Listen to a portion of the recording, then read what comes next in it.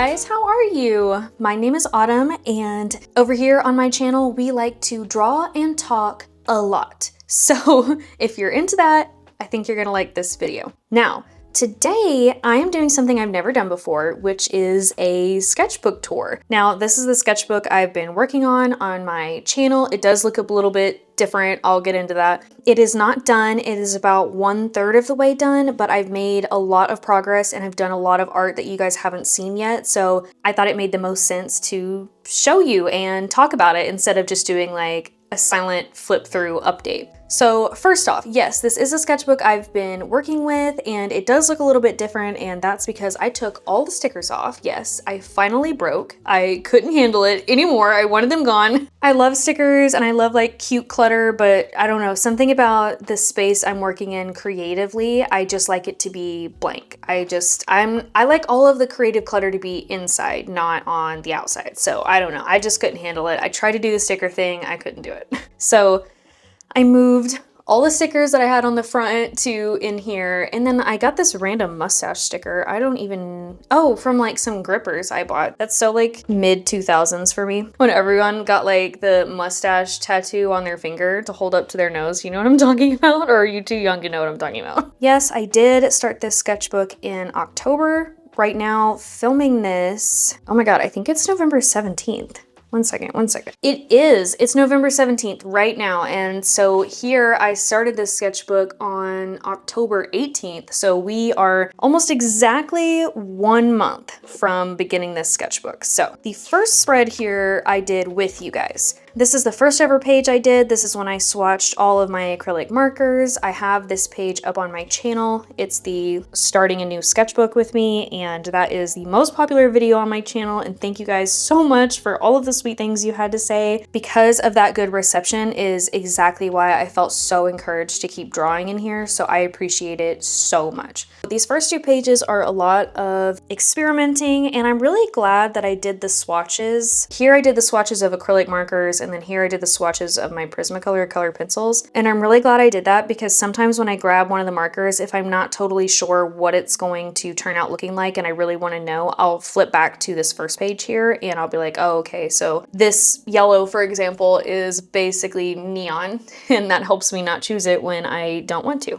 Here so far has been everyone's little favorite drawing that I've done, which is just a little painting of pomegranates with the acrylic markers. This is when I told my story about my ginkgo leaves, and you are gonna see a lot more ginkgo leaves in this sketchbook, so that's fun. This is from my rainy morning sketchbook session that we did. This is when my wrist was hurting and I talked about that.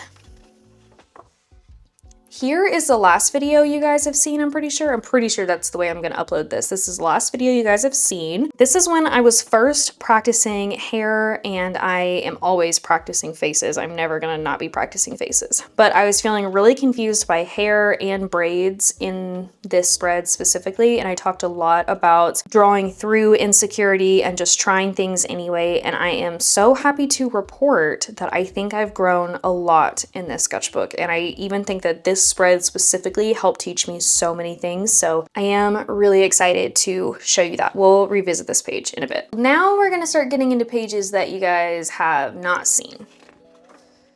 Here's the first one. This was actually the morning after I drew this page. And so I was still feeling kind of frustrated with hair. I have like a little vlog clip of it. I don't know where I'm gonna put it in though, because this was kind of a frustrating page for me. I did try to draw a mouse, and I said in the video, which I don't know where I'm gonna put that video, but I did say that it looked like this mouse had like already been through lab experiments. Because I said he looked kind of melty, but then I was like, oh no, that's a mean thing to say. I'm just saying, you know, he was in lab experiments, but now he's like in a wheat field or whatever this is. He's living his best life. He has a family. Like, I made up this whole story because I felt really bad for saying that he looked like an experiment. So actually now this drawing that, you know, objectively didn't turn out very good, I think he's really funny, and he is named Melty. I think it's kind of fun to, like, if you draw something derpy, just like try to make yourself laugh with it. It's not a big deal. Over here is the beginning of the end for watercolor in this sketchbook. I swatched my watercolor palette here. I have a watercolor palette I really enjoyed. but I haven't used it in a really long time. And as I was trying to use it on this page, I felt like, do I actually not know how to use watercolor? I felt like it was turning out really weird. I think this cherry is a good example. I don't know if you can see, but like on the stem, the watercolor was coming out of the lines a lot and not in a fun way, in an accidental way. I think the page looks okay, but I was fighting with watercolor the entire time. I was feeling really frustrated. Honestly, the only thing that saved this page is I drew on top of it with my Prismacolor pencils. And I did find out that I really like drawing blueberries. I like drawing them first in purple and then having this like blue colored pencil on top. I think it really makes them look really cool. So this page does start my frustrations with watercolor in the sketchbook, but I do think that this page is really cute. So let's talk about this page first. There's a lot of notes. I do write a lot of notes in my sketchbook. At this point in my sketchbook, my favorite tool to draw with was a ballpoint pen. I'll show you my favorite one. So my favorite ballpoint pen is this Papermate Profile one. I really love it. I think that it's really fun to sketch with. It's really fun to do pen drawings with because you can get a lot of variation in opacity. So if you draw really lightly, the marks will come out really light, which I appreciated. But of course, I can't erase it though. And so I found this online.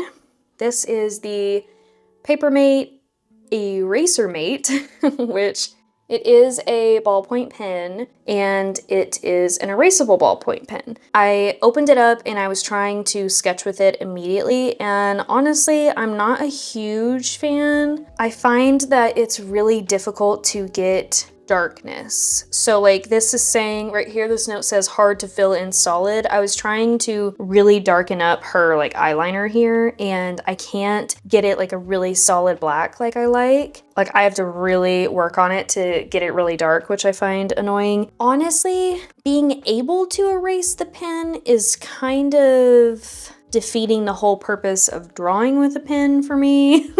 Let me try to show you me erasing it. So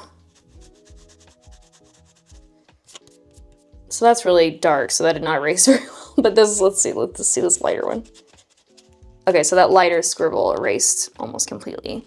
I want to experiment with this a little bit more. I don't think I gave it a very good shot, but I am certainly not obsessed with it. Winner of the Favorite Pen Award still goes to the Papermate Profile. And I had some questions about what pen I was using back when I sketched this page. In the description below, I'm going to have affiliate links for everything I've used in this sketchbook. So if you have a question, you can just scroll and be like, oh, what kind of acrylic markers does she use? And you'll be able to see it. Some of the links aren't affiliate, but a lot of them are. It doesn't add any cost to you, but I get a very teensy-weensy kickback if you use it. And I also like listing what I use anyway, so it works for me.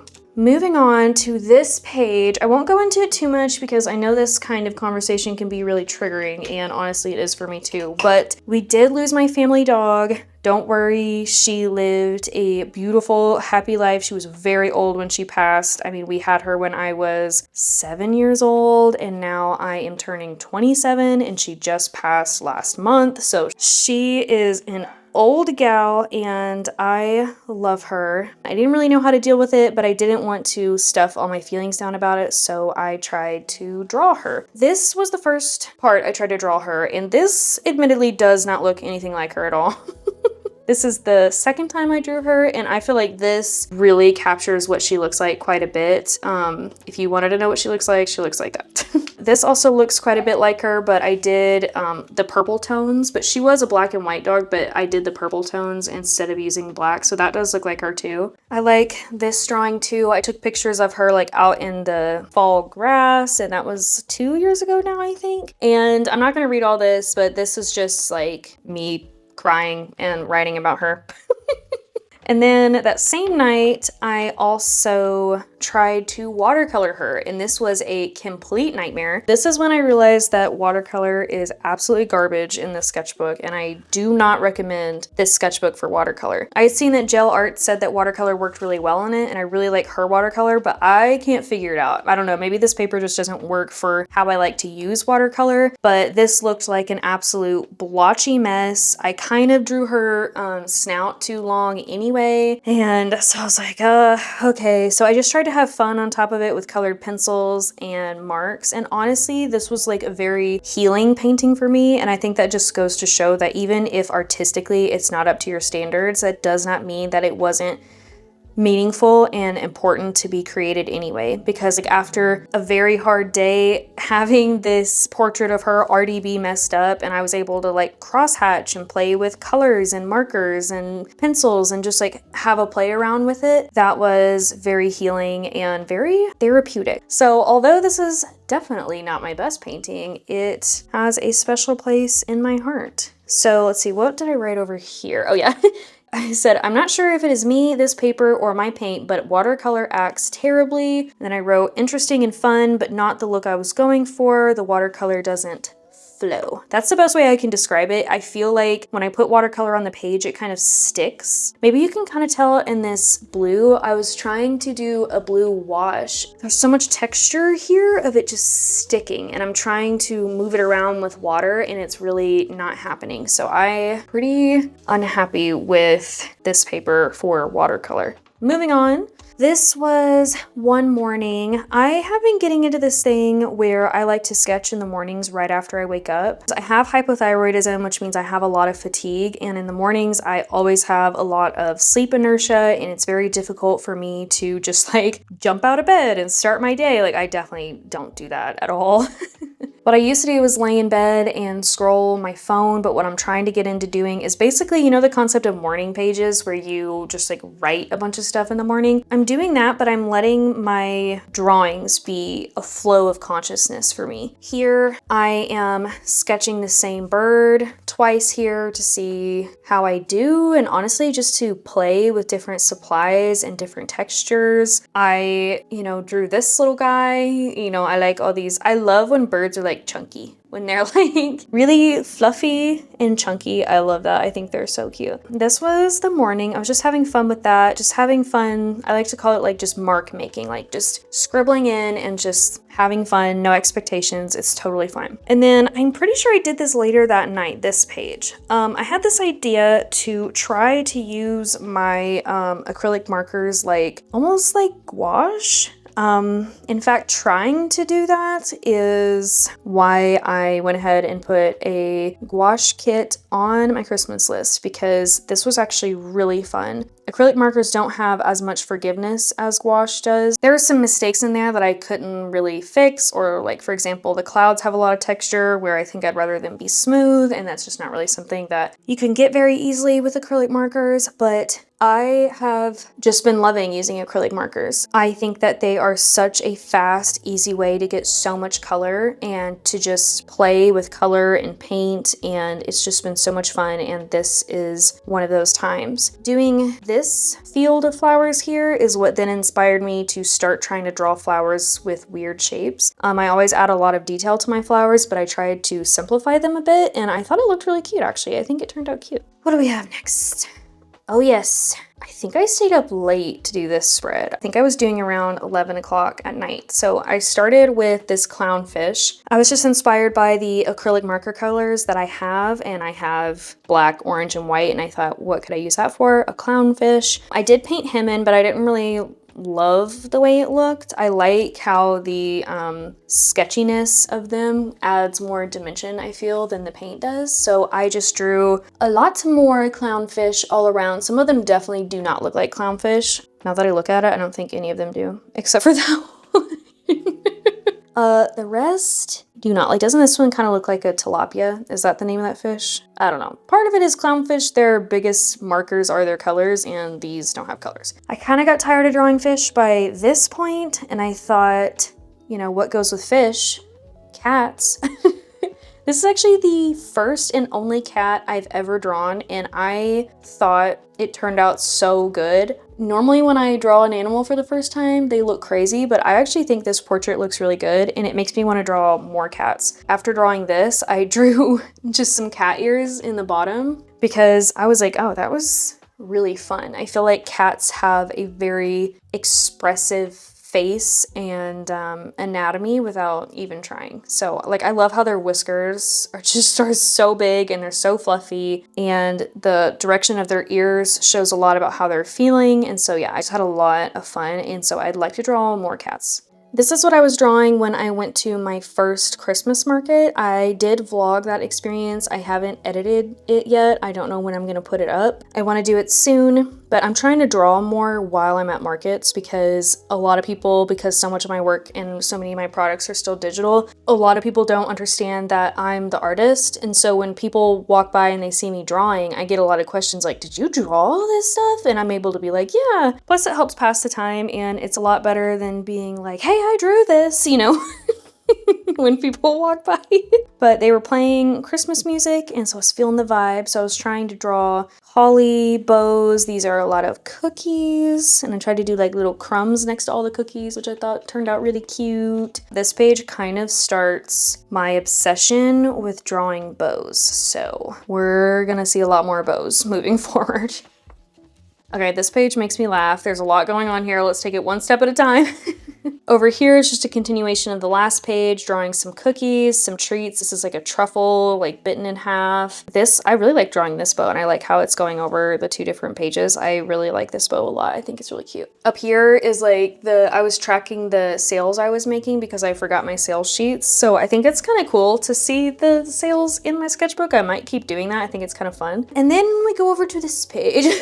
I drew him. I think he is hilarious. I looked up chunky birds on Pinterest, and literally this one species of bird just kept coming up over and over and over again. Like it was like the only bird that Pinterest was pulling up for chunky birds. And I thought that was so funny. And like the bird's eyebrows, well, I don't think they have eyebrows, but you get what I'm saying? Like what it kind of looks like eyebrows, the bird already kind of looks angry. So I thought it would be really funny if he was annoyed that he was the only bird getting pictures taken of him because the photographer thought he was chunky. So I have him up here and he says, "What are you looking at?" And he's all angry. And then down here, he's like, "It's winter fluff. I'll lose it after migration." I just thought it would be funny if he was like really sensitive about being the only bird considered chunky. So I really love him. I think that was really funny. And then this is a cookie too, but it looks really strange. It did not really look like a cookie, but in my defense, in the reference photo, it didn't really look like a cookie either.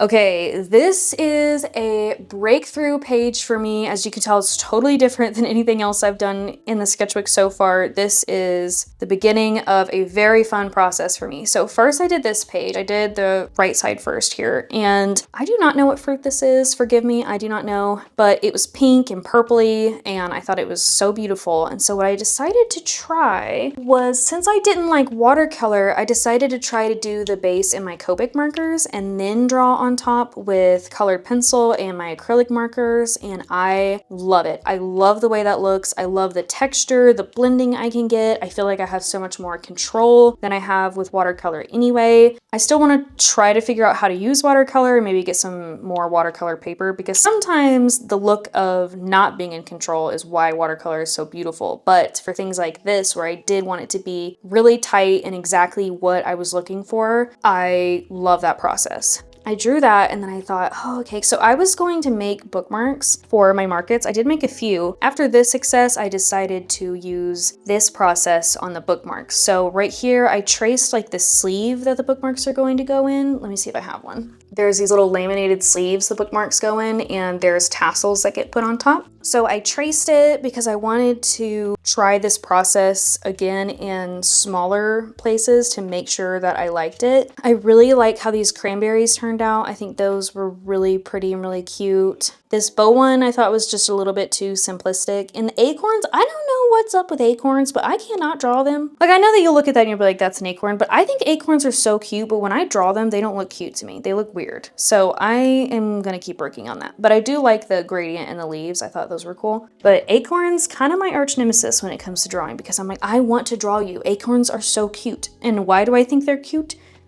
I don't know. I always, like on recess, I used to pick up acorns and try to find like the cutest acorn. I don't know why I'm like that. And honestly, I just had that memory again. That's so weird. That's so weird how like when you get older, the more you learn about yourself, it happens to be just a lot of what you already knew about yourself as a kid. Here, I started experimenting with drawing some pears.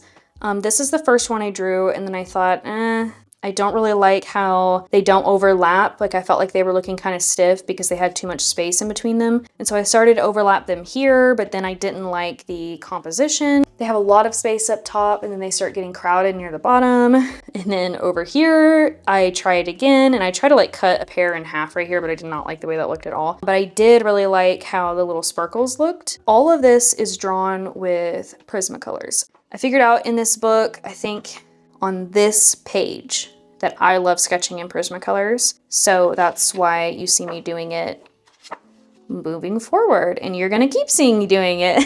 Then I just tried some pumpkins. I wasn't really going to do a pumpkin bookmark because people are getting more into the Christmas spirit now than they are the like pumpkin-y spirit, but I didn't want to draw pears again and I had already traced the bookmark, so. All right, whew. Okay, another busy page. The thing is though, when you draw in alcohol markers in this sketchbook, it does bleed through. I do like, so ignore all this, but it doesn't bleed onto the next page, but it does bleed through the back. So I really only use the backs for sketching. So these were warm-up sketches. I was just drawing little strawberries, the little flowers that are on strawberries, blueberries, a lemon, some lily pads. I was just warming up kind of in the margins of where the color isn't, but that's why it looks so crazy. And then I did actually really like the sketches on this page, but I used it to draw on top of, which is why there's all these marks all over it.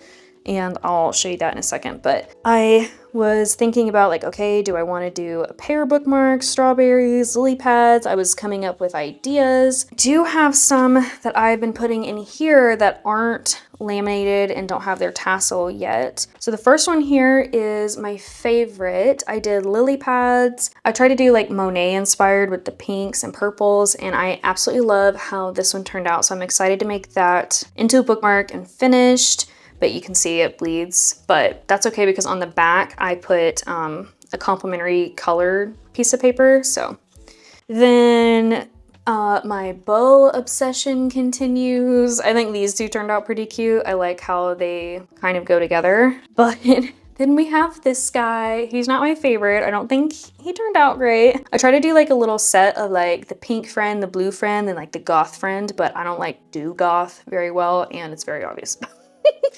It bled through so bad because I kept using all of these supplies on top of it to like rework it, and I just don't like the way it turned out. But I think I'm probably gonna tape it into the book somewhere because I don't want to throw it away. Like, you know, that was a lot of effort trying to fix this that went into that. But for now, I'm just keeping everything in here. But what I meant by these marks is because I was coloring these on top of this page so I wouldn't get Copics on like the front of my sketchbook or whatever. Okay, this is a short descent into madness. So this was my second Christmas market that I was at. We were doing pretty good with sales and then it got really slow and I got really bored, but I also wasn't feeling very creative. I wasn't feeling great that day. So I just started drawing the same kind of motifs over and over again. So I was drawing these bows over and over again. I tried to draw like some trees I could see in my hot chocolate cup a couple times, but I just kept going back to things that were easy to draw, but just got my hand moving. And so I filled this whole page with this just like very simplistic flower. I was drawing each one in just a couple seconds. And I'm drawing with pencil too, because that was the only utensil I had here. And I hate drawing in pencil. I hate how graphite gets everywhere. It smears everywhere and I hate how it gets all over your hands. I just do not like it. I would much rather draw in pen or in colored pencil for sure. Also, my sales sheet for this day was completely covered in bows. It actually looks like kind of scary how many bows are on it. This is the same time. I tried to draw a rabbit for the first time. I think it turned out pretty cute. I like this one. I like this little, I tried to nail down the shape of the rabbit before I drew it larger. And I was drawing the face and I stopped looking at the reference photo. My husband was like, that's not really what its mouth looks like. I was like, oh yeah, you're right. I completely stopped looking at the reference photo. So I tried it again, but then I hated it. So then I tried drawing it again and again, and I was like, I think I like the way I draw their mouths more than I like the way it actually looks. Because he said I did kind of like a dog mouth, and I do kind of agree, but also this is very obviously a rabbit, in my opinion. A little study of this ear, because I don't like the way this ear came out really, but that is what it was supposed to look like. And then we move over here. A lot's going on. Let's start with I started drawing the rabbit in the middle, and my husband was bored of this market too, which is why he was watching me draw. And I drew this eye that's got like these swirls in it, and my husband was like, it's like an anime rabbit. And so we started joking about that. So I drew this first. It was like the Naruto headbands they wear for the Leaf Village with the mark slashed through it because they're like a rogue ninja. So I was thinking it was funny that this rabbit would be like a rogue ninja of the Leaf Village. But I tried to draw the leaf symbol from memory, and then my husband looked it up, and then I drew it how it actually looks here. I practiced the mouth some more, and then I just filled in with random doodles. I do not remember drawing these three at all, which is weird. I have never drawn a flower that looks like that, ever. Normally I remember every single drawing I've done, and I don't know, just this section, I guess I really descended into madness because I do not remember that at all. My husband and I started rewatching all of the Harry Potter movies. That's something we like to do in the fall. And this was a breakthrough page for me when it comes to drawing hair. Like I showed you earlier, I struggle with drawing hair and I was practicing it quite a bit. Where is it? Yeah. I really feel like here I really had a breakthrough where I realized that I like to kind of suggest where the hair is and suggest what the texture of hair looks like rather than draw every single strand. And so I really feel like I had a breakthrough with Hermione's hair here. And I spent a lot of time on these two drawings kind of figuring out the hair. And so I just wanted to fill the rest of the page. So again, I grab out my acrylic markers and we were watching The Chamber of Secrets. So I was just drawing the cauldron that Hermione uses. And I don't know, there was like a potion bottle or something that she was pouring into it that was this shape and green. And so then I tried to make it look like smoke was coming out of it. But I don't know, that kind of like angular style isn't really me, but it was really fun just doodling and not caring. Here, oh, poor Hedwig. Okay, so this is my first time trying to draw an owl. I did all of these first, and that, like, you know I'm trying to draw an owl, but it does not look like an owl, you know? I would think this little face is cute. I think that one turned out good, but like, this owl looks like he's seen some things. I kept trying to draw Hedwig, so I drew Hedwig some more over here, but I was just getting kind of fatigued, and I didn't really like how every time I tried to draw him, it kind of looked like he had a weird mustache.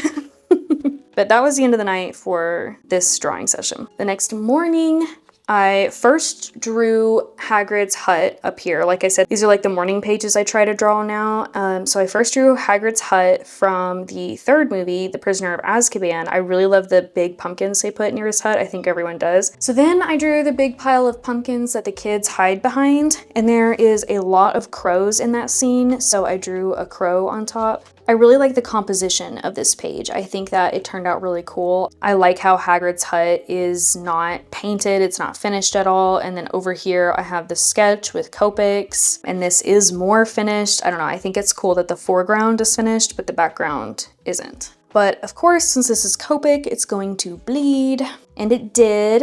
But that was okay because then I had a lot of fun over here. I just drew on top of the pumpkins where they were bleeding through, which I had already drawn them before. And then again, when I don't know what to draw, I get out my paint markers or I draw bows, and that's exactly what I did here. I just drew big giant bows, small bows, and I put them all around this tiny landscape study I tried to do again. And I think they're fun. I think they look good in the sketchbook, but I don't think I'm gonna try to ever do like a big piece with it. Maybe it's just because I don't have the range of colors I want, but I can't get exactly the like atmospheric look I'm going for. Doing just the tiny thumbnails is just a fun little exercise, but just to fill the page. Then I think I was watching another movie with my husband here, and I was practicing drawing ginkgo leaves again. I love ginkgo leaves, and I want to figure out a way to draw them in a way that I like and that makes me happy, and I do think I figured it out right here. I'm using an orange Prismacolor, then putting in the shadows with this like golden Copic marker and then a light yellow, I'm blending the shadows together some more. And then I do like putting a little bit of green at the base because the leaves are first green before they turn yellow. So I kind of like suggesting that they're mid turning yellow. Didn't like how that poor guy turned out. I colored over him multiple times, which is why he looks really overworked. Sorry.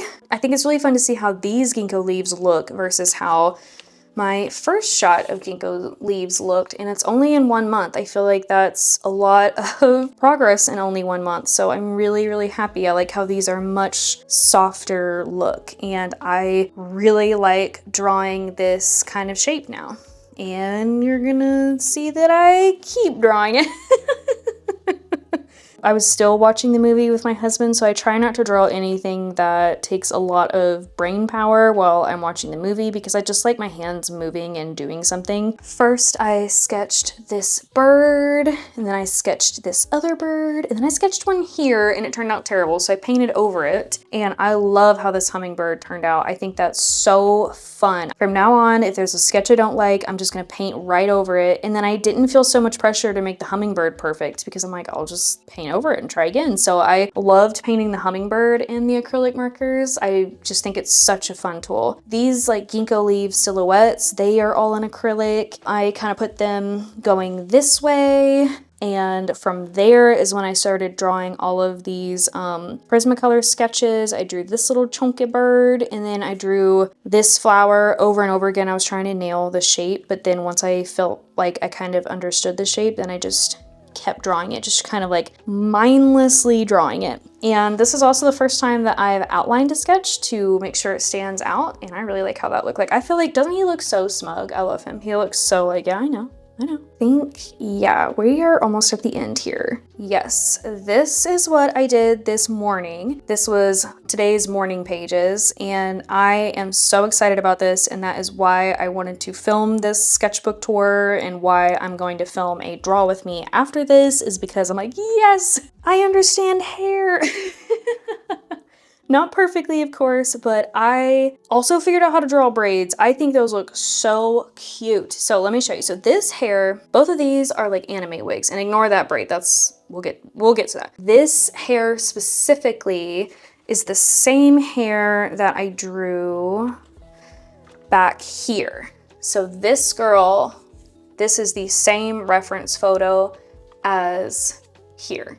And I felt like this one looked so much more like I wanted it to look. I'm so happy with the texture it gives, the light it gives. I feel like the hair looks soft, it looks flowy, whereas here I felt like it looked really stiff. I don't know how much of it has to do with sketching with Prismacolors versus ballpoint pen, so I might try to do pen again and see if this new way of doing hair still looks good. So then I looked up a tutorial for drawing braids, and it's really weird. You do a single line in the shape you want the braid. So you draw this squiggly line on top of it, and that is where you figure out to put the little like clumps of hair, I guess. If you can hear my dogs wrestling, I'm sorry, but they just got up from their nap, and so they are feeling wild and free.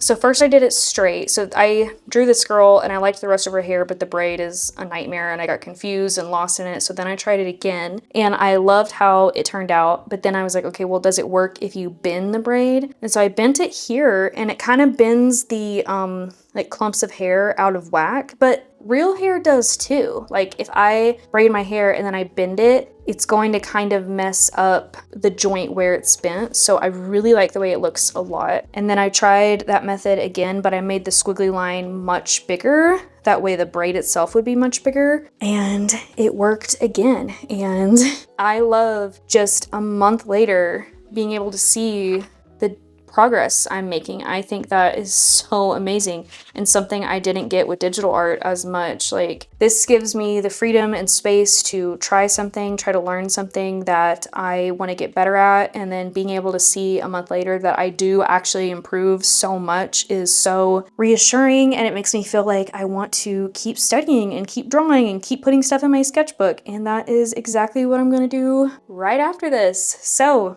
that was the first third of my sketchbook. I still have quite a bit left to do, and to think about what my art is going to look like in the back of the sketchbook versus the front when I'm only 1/3 of the way through and I think I've grown so much is so exciting. And so yeah, I am loving my art lately. I'm loving sharing it lately. I feel so inspired to talk to you guys and share my process with you guys. You all have been so lovely and encouraging in the comments, and I love this like little community we're building. So if you would like to be a part of it, and I know that all of us would love if you were a part of it, don't forget to like and subscribe and come back for the next video where we are going to draw and talk a lot. Okay, take care. Bye, guys.